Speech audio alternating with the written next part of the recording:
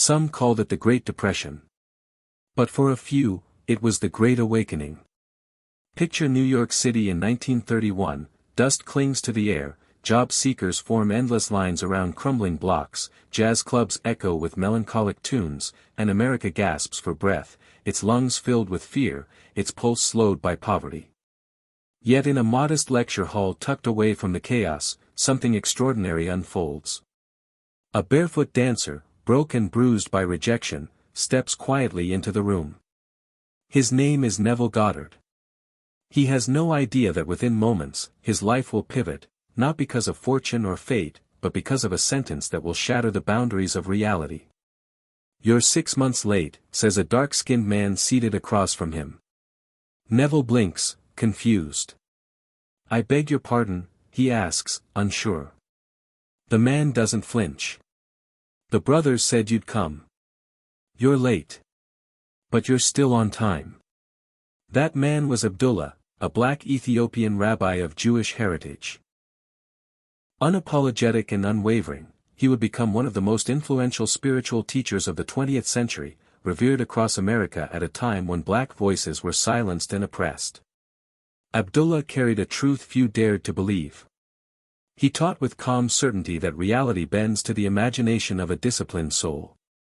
And on that day, he began sharing with Neville a knowledge so potent, so simple, and so direct, it bordered on forbidden, not because it was evil, but because it was powerful. This wisdom defied sermons, bypassed logic, and ignored institutions built on fear. It was bold, clean, and surgically precise in its magic, capable of pulling wealth from thin air with a single act, a single decision. And it began with a door. Not a metaphorical one, but a real, physical door. Abdullah's instruction to Neville was clear: close the door. And don't open it again. This wasn't poetic language. It was a command. A mental technology embedded in the material world, designed to erase the gap between desire and manifestation. Let's rewind. Neville followed Abdullah for 5 years. He studied ancient Hebrew by candlelight and delved into Kabbalah until dawn. But no lesson was more vital than this: once you claim something as yours, you must slam the door on doubt. So when Neville came to Abdullah and said, "I want to go to Barbados," his teacher didn't blink. "You're already in Barbados, Neville," he replied, shutting the door, on Neville's face and on his uncertainty. Neville protested, "But I don't have any money. How could I possibly get there?" Another loud slam. Abdullah would walk away, closing the door to his study. Firm. Final. No debate. No negotiation. The conversation was over. Abdullah's teachings, rooted in ancient truth, were crystal clear. The moment you decide to live a desired experience, the only thing left is to stop questioning whether it's real. You're already there. The instant you want it, it becomes real in the unseen field from which all intentions take shape. The rest is divine choreography. Not kindness. Not charity. It's precision. It's power. It's the recognition of your divine inheritance. Abdullah understood an uncompromising truth: every second you doubt, every time you ask how it might happen, every peek behind the curtain of your own miracle, disconnects it from the power source of faith. Power dies when you try to prove it. The laser beam of your first passionate impulse scatters into mist under the weight of doubt and constant checking. You halt the star of desire mid-flight. Sometimes, your disbelief can even reverse what was inches away. Now we return to late autumn, 1933. Neville is broke. The world is crumbling. Bread lines stretch down the streets. Hope is fading. But in his mind, he trains himself to trust the law and its promise. As he walks the cold streets of hungry New York, he strolls the sunlit shores of Barbados. In his half-dreams, he shares Christmas dinner with family. He doesn't sleep in his tiny rented room, he rests in the bed of his childhood home. He wants to believe this strange mystic. But at times, the dream becomes unbearable. Christmas draws near. Still no sign of money. No way to travel. Neville returns to his teacher, seeking comfort. Abdullah, I want to go home. I want to be in Barbados. I visualize every day. I try not to think about being broke. But what am I missing? What else should I do? Abdullah listens in silence. His eyes pierce through Neville's uncertainty. Then, sharply, he says, "You're already in Barbados. Stop coming here and telling me otherwise." And so, for weeks, Neville walks the streets of New York, feeling the humid breeze of the tropics in his imagination. He hears the ocean, smells the salt. Each night, he boards an imaginary ship. Drunk on the sweetness of his vision, he falls asleep with the scent of home in his mind. And each morning, doubt creeps back in. All he has to hold on to are the words of his teacher, echoing in his heart. "Close the door, Neville. And never open it again. You're already in Barbados." Then, one day in mid-December, when hope had faded into quiet resignation, when nightly visualizations felt more like a challenge to Abdullah than a path to manifestation, Neville receives a letter. The return address stuns him. It's from his brother, Cecil. A man who had never written to Neville before, never shown much interest in his life. Cecil was well off, unlike his struggling younger sibling. But the shock wasn't the sender, it was the message inside. "Dear Neville, I've long wanted to bring our family together. Christmas," he wrote, "is the perfect occasion to bring this idea to life. I'm sending you a ticket for the ship to Barbados. Unfortunately, the upper deck is sold out, so I had to book you a third-class cabin. I'm also enclosing a check for $50. That should cover your travel expenses. We're waiting for you at home. Your brother, Cecil." This is the kind of moment that defines a life, the instant when unwavering faith and disciplined practice finally deliver what the heart has longed for. A moment once lived only in dreams and vivid imaginings, now made real by what feels like a miracle. It becomes a point of no return. A confirmation of the impossible made visible. From this moment on, the child of God knows his true nature. And from this moment forward, the fulfillment of any desire is no longer a question of if, but simply when. You no longer hope it will work. You begin to anticipate how and when it will. Neville, stunned by his brother's generosity and the sudden materialization of his deepest wish, rushed to share the news with Abdullah. "Abdullah! I'm going to Barbados," he exclaimed, expecting his teacher to beam with pride. But Abdullah's face remained calm, unmoved. He wasn't surprised in the slightest. He had never doubted that Neville was already in Barbados. "My brother said there were no upper deck tickets left, so I'll be traveling third class," Neville added. "What nonsense," Abdullah replied sharply. "You'll travel first class." And with that, he shut the door. Neville, curious and hopeful, went to the port to inquire about any available upgrades. Occasionally, passengers cancelled or changed their plans. But the ticket office informed him that all first-class seats had been sold long ago. Even if someone gave up their ticket, Neville would only be added to a long waiting list. Still, he left his contact information. That night, his imagination shifted. He no longer saw himself in a cramped third-class cabin. He envisioned a sunlit deck, a luxurious stateroom, elegant company aboard the ship, New York, bound for Barbados. In his nightly reveries, he heard jazz playing in the ship's lounge, conversed with refined travelers, gazed at the endless blue sea from the upper deck, and basked in the comfort of his imagined voyage. Just days before departure, a telegram arrived from the ticket office. "You're in luck, young man. A gentleman cancelled his first-class ticket. There were 2 others ahead of you on the list, one declined, and we couldn't reach the other. Congratulations. You're sailing first class." Everything unfolded exactly as Abdullah had said. Because this is the law. The law that never fails to deliver what it promises. It's the law of assumption.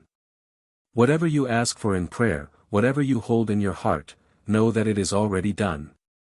That, my friends, is the secret. Not just visualization. Not just emotion. But a fusion of 3 steps that unlock the code to wealth, opportunity, and freedom. Step 1, declare it with certainty. You don't wish for money. You don't try to manifest it. You state, without hesitation, that it's already yours. You don't say, I'd love to take that amazing trip, or, it would be nice to wear designer clothes, or, wouldn't it be great to own that luxury car? You say, there's $10,000 in my account right now. You say, I have an incredible job, my salary is perfect. I used to dream of earning this amount, and now I do. You're already choosing the clothes you'll wear. You're already planning where you'll go in them. You're walking the streets of the cities you want to visit. You're selecting cruise ships, flights, menus in upscale restaurants.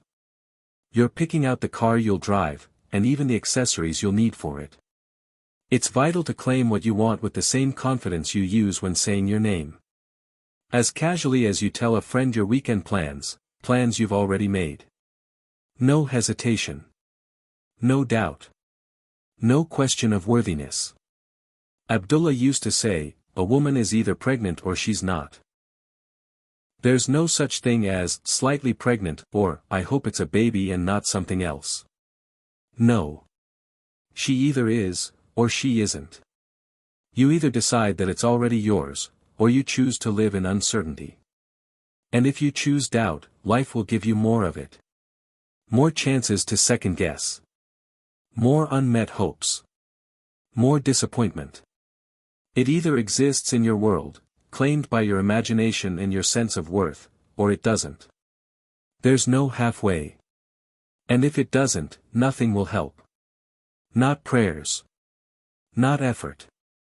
Not pleading. Step 2, slam the door behind you. Feel it. Walk up to a real door, your bedroom, your office, your kitchen. Speak your desire aloud as if it's already fulfilled. Then close the door. Turn away. Don't look back. Shut it as if God Himself declared, it is done. That's how you link the physical with the metaphysical. You send a signal to your subconscious, that reality is closed, and a new one is open. This simple act is crucial for a belief still finding its footing. In the past, it might have been called a ritual or magical practice. Today, neuroscientists would call it a kinesthetic anchor. Later, when you're living your own metaphorical Barbados, you won't need such gestures. But for now, this physical movement tells your brain, the discussion is over. The decision is made. The page has turned. Step 3, wait quietly. This is where most people sabotage their miracles. They close the door, then open it again to check if anything's happening. They dig up the seed before it sprouts. They poke at the pregnant belly, asking, is the baby really there? They wonder, where's my money? They search for signs, worry, check results every minute. But every glance, every check, is poison to a process governed solely by intention. You've already launched your desire like a rocket. And only you control its flight. No one above is steering its speed or direction. No one above decides whether to send your package or not. The accuracy and speed of its arrival depend entirely on the frequency of your intention. When you doubt, second guess, check, and fret, you're the one pulling levers that reroute the package to the wrong city, on the wrong path, in the wrong form, with a confused courier to boot. Those levers are either your confidence and calm, or your anxious, indecisive commands that scramble the whole delivery system. You must also take a vow of silence. Don't talk about it, not with friends, not with your partner. You must resist the urge to mentally dissect your miracle. Not because of superstition or envy or bad luck. You can speak of your desires only when your certainty matches Abdullah's. If you haven't yet reached the level of mastery where certainty flows effortlessly, then do yourself a favor, don't speak of your fragile miracle to anyone. Protect the seed you've planted. Nurture it in your emotional visions. Speak to it in solitude. Water it with gratitude, joy, and anticipation. Dig the trench before the rain. Prepare for the life that will bloom when your deepest desire manifests. Choose the house that matches the amount you've asked for. Pick the stroller and crib if you're calling in a child. Shop for the swimsuit you'll wear on your ocean voyage. But keep it all within your inner world, until it arrives in the outer one. Abdullah never asked, when. He never explained, never strategized. He simply lived in knowing. He didn't analyze methods or build plans. He embodied the law, the promise, the power of manifestation. That was his reality. There was no other version. Through his unwavering certainty, he transmitted the purity of the kingdom. He understood the laws of the unseen. What you believe in your heart, in heaven, becomes yours on earth. And here's the twist, modern physics now agrees with what Scripture told us long ago. It's called the observer effect. Reality shifts according to perception. Not metaphorically, literally.